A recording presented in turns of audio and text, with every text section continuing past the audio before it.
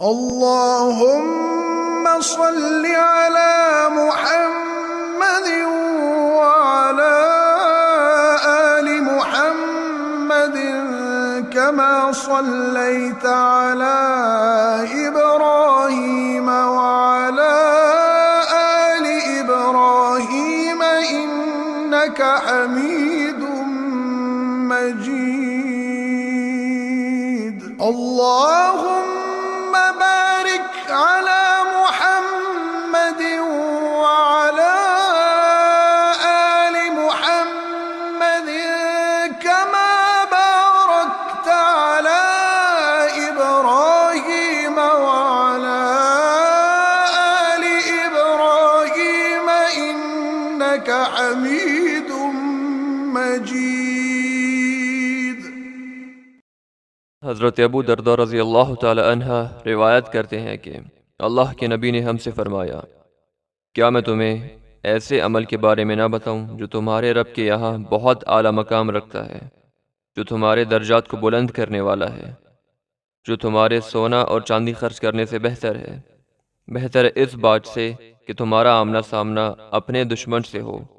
کہ تم اس پر حملہ کرو اور وہ تم پر حملہ کرے۔ اصحابہ نے کہا، ہاں یا رسول اللہ، کیوں نہیں؟ یہ سن کر اللہ کے نبی نے جواب دیا، وہ عمل ہے اللہ کا ذکر۔ سیدنا ابو ہریرہ رضی اللہ تعالی عنہ روایت کرتے ہیں کہ اللہ کے نبی نے ہم سے فرمایا کہ اللہ فرماتا ہے، میں اپنے بندے کے گمان مطابق اس کے ساتھ رویہ رکھتا ہوں، اور میں اس کے ساتھ ہوتا ہوں تب جب وہ میرا ذکر کرتا ہے۔ اگر وہ میرے بارے میں سوچتا ہے تو میں اس کے بارے میں سوچتا ہوں، اور اگر وہ میرا ذکر کسی محفل میں کرتا ہے تو میں اس سے کئی گنا بہتر محفل میں اس کا ذکر کرتا ہوں،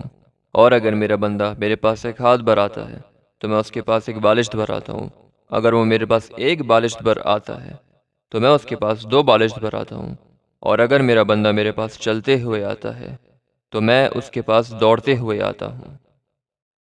حضرت ابو موسیٰ اشعری رضی اللہ تعالی عنہ بیان کرتے ہیں کہ اللہ کے نبی نے فرمایا، وہ شخص جو اپنے رب کو یاد رکھے اس کی مثال ایک زندہ انسان کی طرح ہے، اور وہ شخص جو اپنے رب کا ذکر نہ کرے اس کی مثال ایک مردہ انسان کی طرح ہے۔